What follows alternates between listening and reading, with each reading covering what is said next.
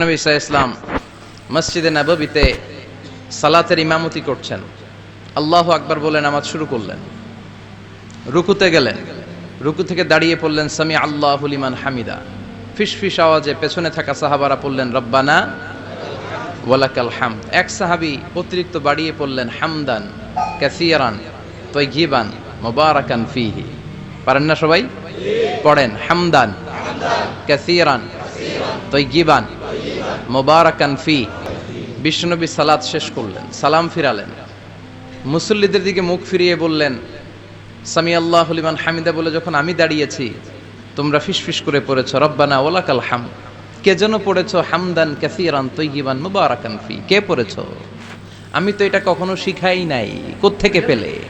কেন পড়েছ? দাঁড়াও। কেউ দাঁড়ায় না, ডানে বায়ে সামনে পেছনে কেউ দাঁড়ায় না, সবাই ভয় পেয়ে গেছে যে কি যেন কি হয়। বিশ্বনবী অভয় দিলেন, বললেন যে আমি কিছু বলবো না, দাঁড়াও। বিশ্বনবী অভয় দেওয়ার পর এক সাহাবী হাত তুলে দাঁড়িয়ে বললেন ইয়া রাসূলুল্লাহ আমি পড়েছি। বিশ্বনবী বললেন কেন পড়েছো? আমি তো এটা শিখাই নাই। সাহাবী বললেন ইয়া রাসূলুল্লাহ আল্লাহর প্রশংসা আমার কম কম করলে অন্তর জুড়ায় না, আমার করতে মনে চাই বেশি বেশি। এজন্য আমি নিজ থেকে এটা বানিয়ে বাড়িয়ে মিলিয়ে পড়ে দিয়েছি হামদান কাসীরান তাইয়িবান মুবারাকান ফি। বিশ্বনবী বললেন ভয় নাই, চিন্তা নাই, টেনশনের কোনো কারণ নাই, কারণ আমি সালাতে থাকা অবস্থায় দেখেছি তোমার এই অতিরিক্ত চারটা তাসবির সওয়াবটা বিদউ ওয়া সালাসুনা মালাইকা, 30-এরও বেশি ফেরেশতা কে কার আগে এই সওয়াবটা আল্লাহর আরশে পৌঁছে দিবে এ নিয়ে আকাশে প্রতিযোগিতা চলছিল। এজন্য আল্লাহর প্রশংসা বেশি বেশি করার দরকার আছে না নাই? বিশ্বনবী সব সময় আল্লাহর প্রশংসা করতেন আর দোয়া করতেন আল্লাহ আমি যেন বেশি বেশি আপনার প্রশংসা করতে পারি, আমি যেন আপনার শুকরগুজার বান্দা হতে পারি। আল্লাহুম্মা জাআলনি সাবুরা ওয়া জাআলনি শাকুরা ওয়া জাআলনি ফি আইনি সগীরা ওয়া ফি আ'য়ুনিন নাসি কাবীরা। এর মানে হচ্ছে আল্লাহ আপনি আমারে ধৈর্যশীল বানান, আপনি আমাকে শুকরগুজার বানান, আমার চোখে আপনি আমারে ছোট বানান, গোটা বিশ্বের মানুষের চোখে আপনি আমারে বড় বানান। পড়েন আমিন। নিজের চোখে নিজেকে কি করবেন? ছোট, তাহলে মানুষের চোখে বড় বানায় দিবে কে? আর নিজেই যদি বলেন আমি বড়, ফেরাউনের মতো আনা রব্বুকুমুল আ'লা, আমি তোদের বড় খোদা, আল্লাহ কয় তুই হইলি হুদা, ঠিক কিনা? বড় হইতে পারে নাই, নীল নদের পানিতে সুবাই সুবাই আল্লাহ মারছে, চিল্লায় বলেন ঠিক কিনা?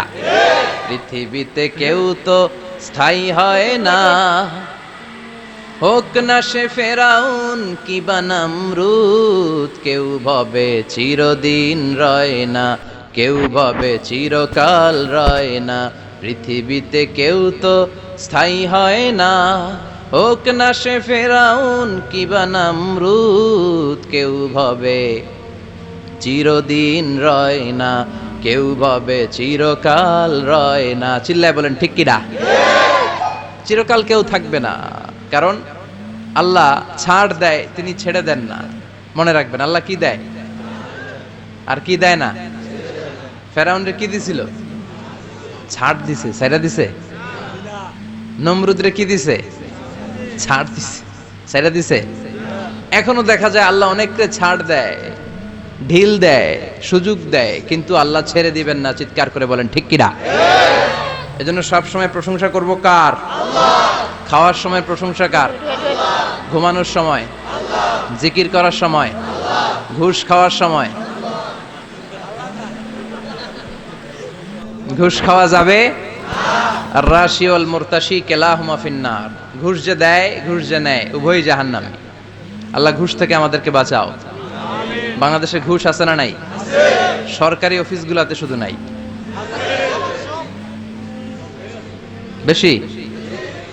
আল্লাহ ঘুষ থেকে হেফাজত করো, যৌতুক থেকে হেফাজত করো, পর্নোগ্রাফি থেকে হেফাজত করো, হিন্দি সিনেমা থেকে হেফাজত করো, মারামারি কাটাকাটি থেকে তুমি আমাদেরকে হেফাজত করো।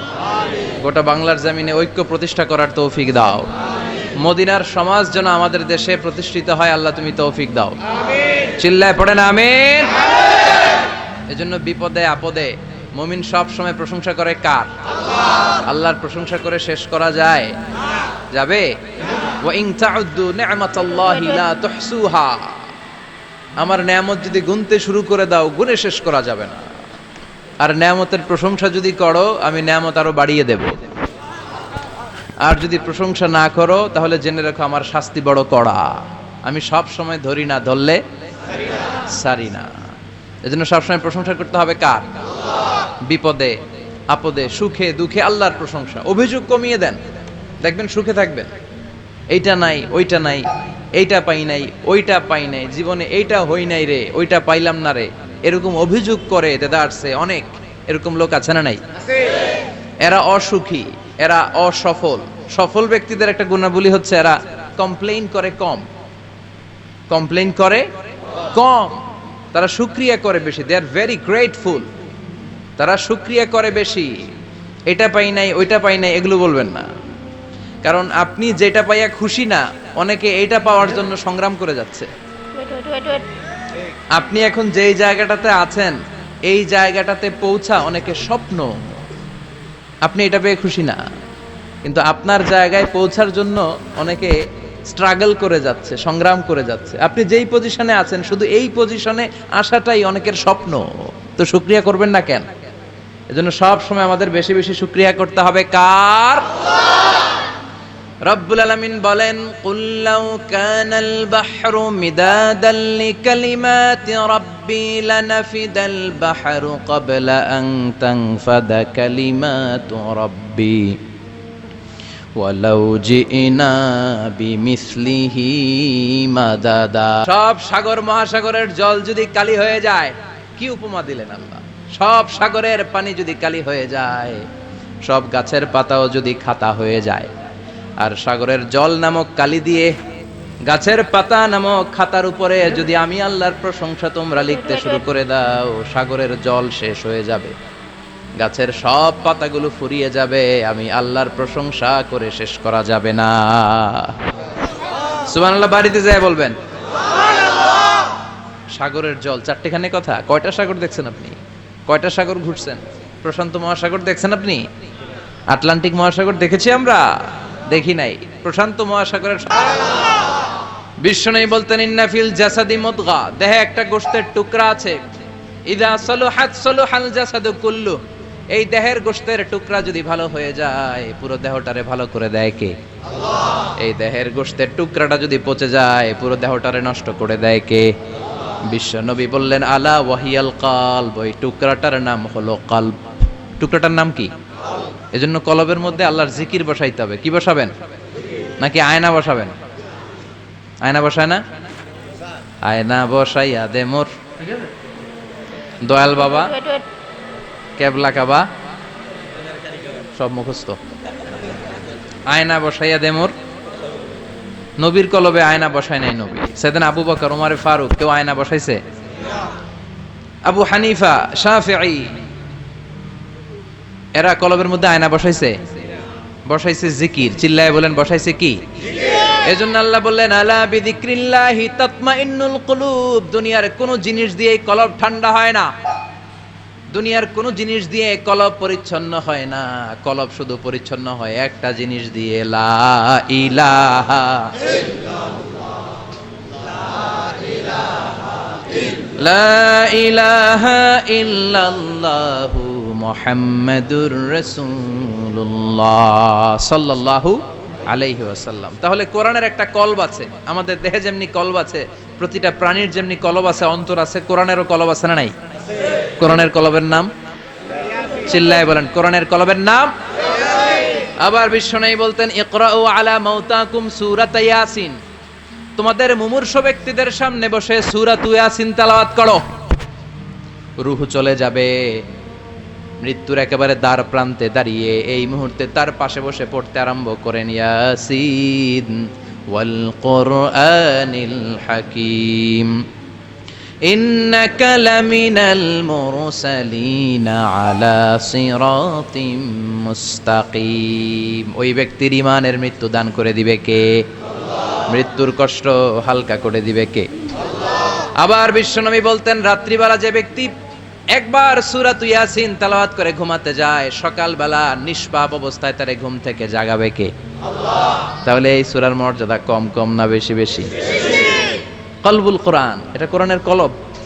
একবার পড়লে 10 পড়ার সওয়াব। আবার মুমূর্ষ ব্যক্তির সামনে বসে সূরা ইয়াসিন তেলাওয়াত করতে বলা হয়েছে। তাহলে মৃত্যুর কষ্টরে হালকা করে দেয় কে? আল্লাহ।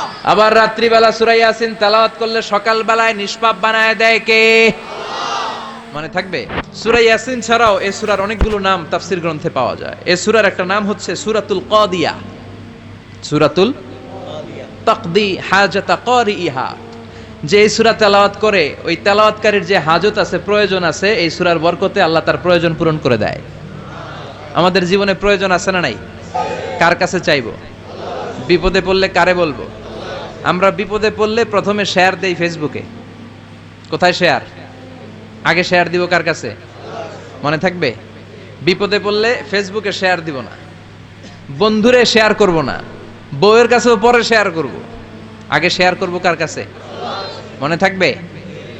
এজন্য বিশ্বনবী বলতেন এই সূরার নাম সূরাতুল কাদিয়া, মানুষের হাজত পূরণ করে দেয়। এই সূরা তেলাওয়াত করে যদি আপনি আল্লাহর কাছে কোনো বিপদ থেকে পানা চান অথবা কোনো প্রয়োজন নিয়ে দোয়া করেন, সূরার বরকতে প্রয়োজনটা পূর্ণ করে দেয় কে? কেউ যেটা পারে না পারে কে?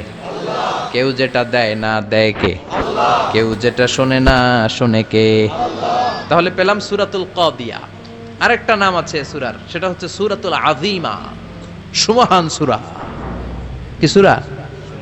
সুমহান, আযীমা। এই আযীম আর আযীমা এই শব্দ দুইটা অনেক দামি, আল্লাহ যে কোনো জায়গায় ব্যবহার করেন নাই। বিশ্বনবীর চরিত্রের উপমা দিতে যে আল্লাহ আযীম শব্দ বলেছেন, তাই না? রব্বুল আলামিন বলেন ওয়া ইন্নাকা লাআলা খুলুকিন আযীম। ও নবী, সাধারণ কোন চরিত্র আপনারে আমি দেই নাই, আপনারে আমি দিয়েছি আযীম একটা চরিত্র, খুলুকুন আযীম। And verily indeed you are on a very good standard of character. অসাধারণ চরিত্র দিয়েছে। বিশ্বনবীর চরিত্র বুঝাতে যে আল্লাহ কি শব্দ ব্যবহার করেছেন? কথা বলে না। তাফসীর শিখে যেতে হবে। কোন শব্দ ব্যবহার করেছেন? আযীম।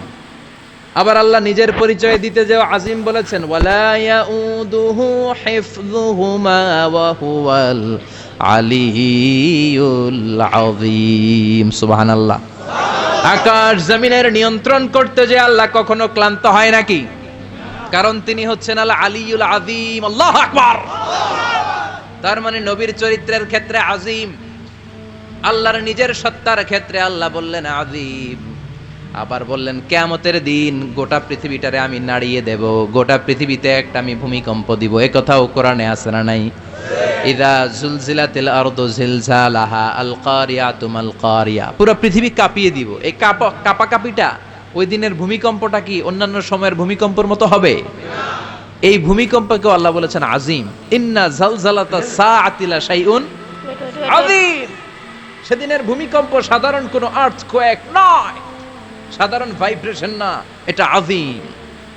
আবার আল্লাহ কোরআনকেও আযীম বলেছেন, ওয়ালাকাদ আতাইনাকা সাবআম মিনাল মাসানি ওয়াল কুরআনাল আযীম। ও নবী, আমি আপনার নিত্য পাঠনীয় সপ্তবাক্য সূরাতুল ফাতিহা দিয়েছি, সাথে সাথে কোরআনে আযীম দান করেছি। সুবহানাল্লাহ। তার মানে কোরআনের ক্ষেত্রে আযীম, কিয়ামতের ভূমিকম্প এটা আযীম, আল্লাহ নিজেও আযীম, বিশ্বনবীর চরিত্র। আবার এই সূরাটাও যেহেতু দামি, এজন্য এই সূরার নাম সূরাতুল আযীমা, সূরাতুল সুমহান সূরা। এটা যেন তেন সূরা নয়, এটা তো কোরআনের কলব। কলব ছাড়া মানুষ বাঁচে? হার্ট ফাউন্ডেশনে যেয়ে দেখবেন মানুষের কি অবস্থা। হৃদরোগ, হৃদয় যার নষ্ট, তার যে কত কষ্ট। এই যে কি পরানো লাগে এখন, রিং পরায়, এনজিওগ্রাম, এনজিওপ্লাস্টি করে আর্টারি ব্লক করে ফেলে। চর্বি, এত চর্বি আমরা খাই, এত গরুর গোশত আমরা খাই। মনে রাখবেন, যেই প্রাণীর পা বেশি ওইটার ভিতরে কোলেস্টেরল বেশি। মাছের কয় পা? নাই, এখানে নাই, মাছের পাটা নাই, কোলেস্টেরল নাই। মুরগির কয় পা? জোরে বলতে হবে। তার মানে কিছু কোলেস্টেরল আছে না নাই? গরুর কয় পা? কোলেস্টেরল বেশি না কম? এইবার কোন চিংড়ির কয় পা? সবচেয়ে বেশি কোলেস্টেরল কন্টেইন করে শ্রিম্প, প্রন, চিংড়ি। এজন্য এগুলো কম খাইতে হবে। তবে 40-এর আগে যারা আছেন ধুমায়া খান, 40-এর পরে এই যে মাটন, ল্যাম্প, ছাগলের গোশ, খাসির গোশ, চিংড়ি, এগুলো আপনার ডায়েট থেকে বাদ দিয়ে দিতে হবে। বুঝতে পেরেছেন? এজন্য এই সূরাটা যেন তেন সূরা নয়, এটা তো কোরআনের কলিজা, হার্ট, হৃদয়। এজন্য সূরাটা সূরাতুল আযীমা। সুবহানাল্লাহ পড়েন। তার মানে 1 নম্বরে পেলাম সূরাতুল কাদিয়াহ, 2 নম্বরে পেলাম সূরাতুল আযীমা, 3 নম্বরে সূরার আরেক নাম হলো সূরাতুল মুইম্মা। সূরাতুল মুইম্মা। মুইম্মার 2 অর্থ। এক অর্থ হচ্ছে এটার বরকতটা আম, সবার জন্য, যেই পড়ে সেই বরকত পায়, এজন্য মুইম্মা। আবার মুইম্মার আরেক অর্থ হচ্ছে যেই সূরা শত্রুকে অন্ধ করে দেয়। কি করে দেয়? এই সূরার প্রথম 9টা আয়াত যদি বিপদে পড়ে, শত্রুর কবলে পড়ে আপনি তেলাওয়াত করেন, শত্রুর চোখটারে অন্ধ করে দিবে কে? আল্লাহ। বিশ্বনবী মক্কা থেকে যখন মদিনায় যায়, হিজরতের সময় বিশ্বনবী সূরাতুল ইয়াসিনের প্রথম 9টা আয়াত তেলাওয়াত করলেন।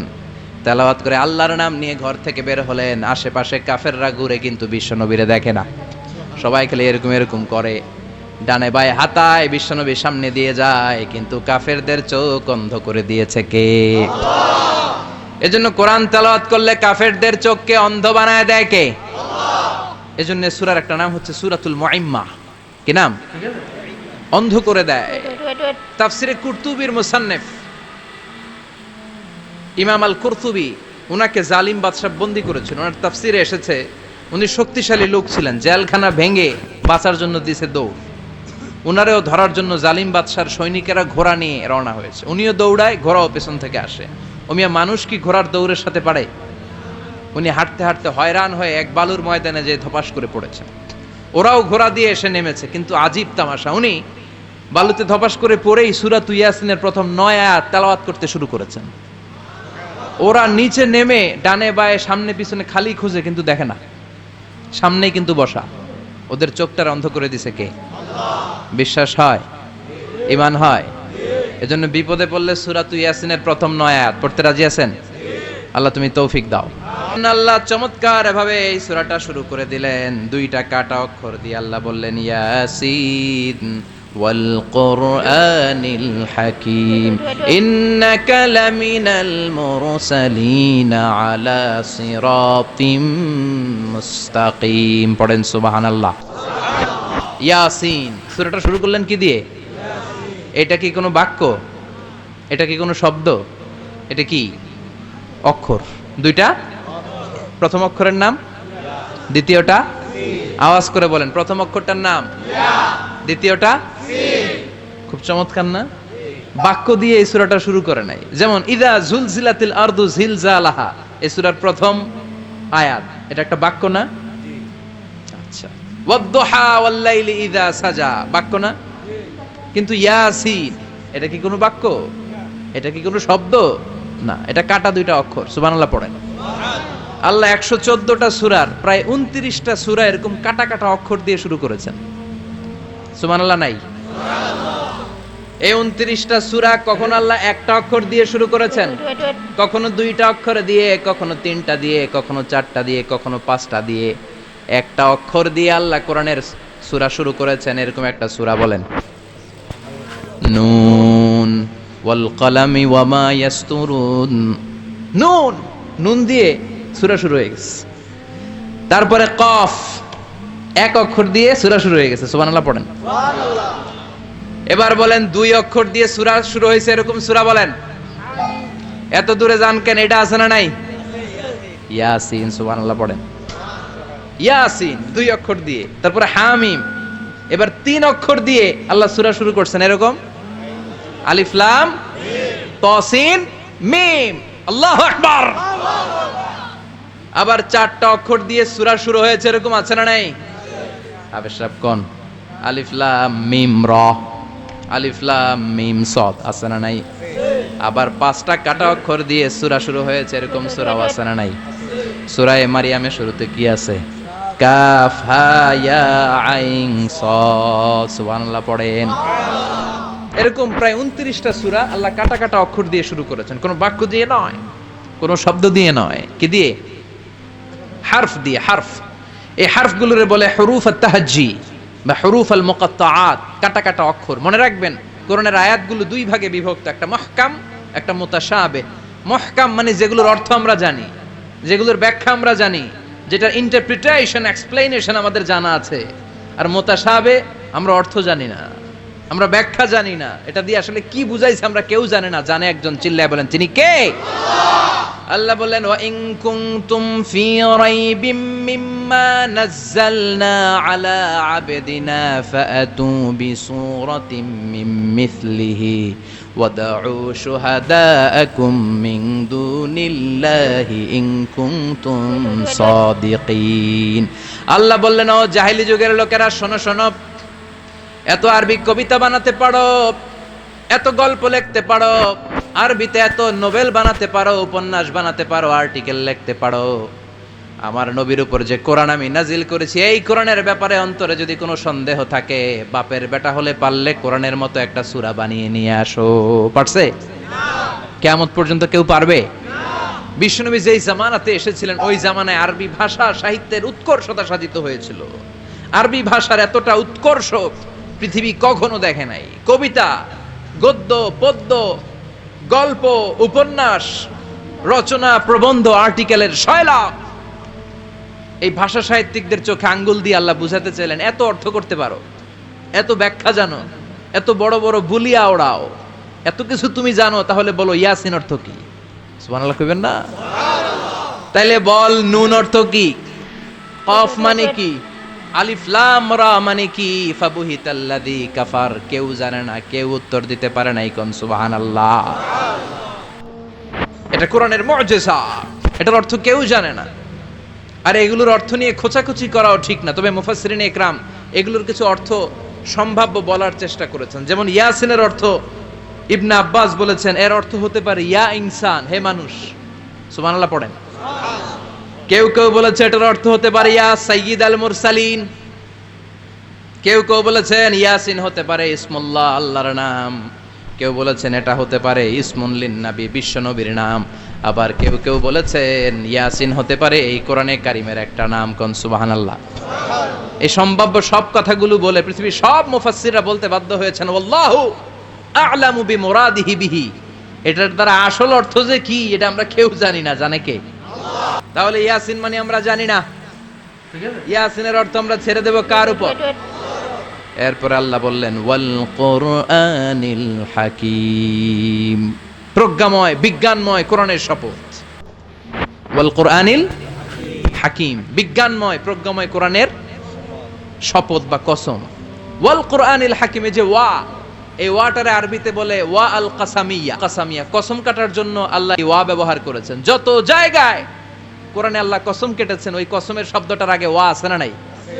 ও মিয়া, কোরআনে আল্লাহ সময়ের শপথ করেছেন, কসম কেটেছেন, যুগের কসম কেটেছেন। যুগের সময়ের আরবি হলো আল আসর। এই আসরের আগে ওয়া আছে না নাই? কি বলছে আল্লাহ? ওয়াল আসর, ওয়াল। আবার তিন ফলের কসম আল্লাহ কোরআনে কেটেছেন, কি বলেছেন? ওয়াত্তিন মানে তিনের কসম। জাইতুনের কসম কেটেছেন, বলেছেন ওয়াজ জাইতুন। তুর পাহাড়ের কসম কেটেছেন, বলেছেন ওয়াতুর সিনিন। যত জায়গায় কসম তত জায়গায় ওয়াও আছে না নাই? পাহাড়ের নামে কসম কেটেছেন, আল্লাহ বলেছেন ওয়াতুর। সূর্যের নামে কসম কেটেছেন, আল্লাহ বলেছেন ওয়াশ-শামসি ওয়া দুহাহা। সুবহানাল্লাহ কইবেন না? ফজরের নামে কসম কেটেছেন, কি বলেছেন? ওয়াল ফাজর। জিলহজ মাসের প্রথম 10 রাতের কসম কেটেছেন, কি বলেছেন? ওয়া লায়ালিন আশর। জোর আর বেজরের কসম কেটেছেন, আল্লাহ বলেছেন ওয়াশ-শাফঈ ওয়াল ওয়াতর। সূরা ইয়াসিনে কাটা কাটা দুইটা অক্ষরের পরে রব্বুল আলামিন কোরআনের কসম কেটেছেন। এজন্য আল্লাহ বলেছেন ইয়াসিন ওয়াল কুরআনিল হাকীম। ইয়াসিন ওয়াল কুরআনিল হাকীম, প্রজ্ঞাময় বিজ্ঞানময় কোরআনের শপথ। কোরআনের মধ্যে বিজ্ঞান আছে না নাই? বেশি না কম? বিশ্বাস হয় না নাস্তিকদের কথা বিশ্বাস হয়? নাস্তিকরা বলে কোরআনের মধ্যে বিজ্ঞান নাই, কোরআনের মধ্যে সায়েন্স নাই, কোরআনের ভেতরে টেকনোলজি নাই। কিন্তু কোরআন বলে এমন কিছু নাই, মানুষের প্রয়োজনীয় এমন কিছু নাই যেটা আমার ভিতরে নাই। আল্লাহু আকবার। আল্লাহ বললেন মা ফাররাতনা ফিল কিতাবি মিন শাই, কিতাবের মধ্যে আমি কিছু বাদ রেখে দেই নাই। ইতিহাসের কথা বলেছি, পাতাল পুরীর কথা বলেছি, ঊর্ধ্ব জগতের কথা বলেছি, মহাকাশের কথা বলেছি, cosmology, astrology, geology, zoology, botany, human anatomy, embryology, সব কিছুর কথা কোরআনের মধ্যে দিয়েছে কে? কোরআনের ভেতরে মানুষের কথা আছে না নাই? কোরআনের মধ্যে গাভীর কথা আছে না নাই? গাভীর কথাও আছে। কই আছে? হ্যাঁ, সূরাতুল গাভীর সূরা। সুবহানাল্লাহ কইবেন না? মানুষের কথা আছে সূরাতুল ইনসান, জিনদের কথা আছে সূরাতুল জিন, মাকড়সার কথা আছে সূরাতুল আনকাবুত, মৌমাছির কথা আছে সূরাতুন নাহাল। মৌমাছির কথা বলেছেন, দুধের কথা বলেছেন, প্রাণীর কথা বলেছেন, খাদ্যের কথা বলেছেন, মানুষের দেহ বৈশিষ্ট্যের কথাও বলেছেন। চিৎকার করে পড়েন আল্লাহু আকবার। আল্লাহ বললেন ওয়া আওহা রাব্বুকা ইলান নাহলি আনিত্তাখিযি মিনাল জিবালি বুয়ুতাও ওয়া মিনাশ শাজারি ওয়া মিম্মা ইয়ারিশুন। সুবহানাল্লাহ পড়েন। হ্যাঁ, মজা লাগে তো। নিউজিল্যান্ডের এই গবেষকরা এরা আবিষ্কার করেছে যে মৌমাছি যদি হুল ফুটিয়ে দেয়, ওইখানে বাতের ব্যথা থাকলে, বেদনা থাকলে এটা ভালো হয়ে যাবে। আমি নিজে দেখেছি, বিবিসি একটা ডকুমেন্টারি, ইজিপশিয়ান একজন ফিজিশিয়ান, চিকিৎসক, উনি ওনার বাতের ব্যথায় আক্রান্ত যত রুগীরা আছে ওদের গায়ের মধ্যে মৌমাছি এনে এনে নিজে নিজে হুল ফুটায়। রুগী চিৎকার মারে, ও মাগো, ও আল্লাহ গো, কিন্তু একদিন পরে ব্যথা নাই, আর কয় ভালো হয়ে গেছি। সুবহানাল্লাহ কইবেন না? এই মৌচাকের ভেতরে অন এন অ্যাভারেজ অ্যারাউন্ড 60,000 মৌমাছি থাকে। তিন ভাগে, একটা হচ্ছে কুইন বি, একটা মেল বি, আর একটা হচ্ছে ওয়ার্কার বি। একটা থাকে রানী মৌমাছি, এর নেতৃত্বে সবাই চলে। আর একটা থাকে মেল বি, পুরুষ মৌমাছি, বংশ বাড়ানোর জন্য এদের কাজে লাগে। আর সব হচ্ছে ওয়ার্কার বি, সবাই কাজ করে। আল্লাহ বললেন সুম্মা কুলি মিন কুল্লি সামারাত, এরপর এলাকার যত মিষ্টি মিষ্টি ফুল আছে, ফল আছে, ওখান থেকে রস নিয়ে আসো। সুবহানাল্লাহ। পুষ্পরস সংগ্রহ করে, মধুগুলো, এটার বলে সুইট নেক।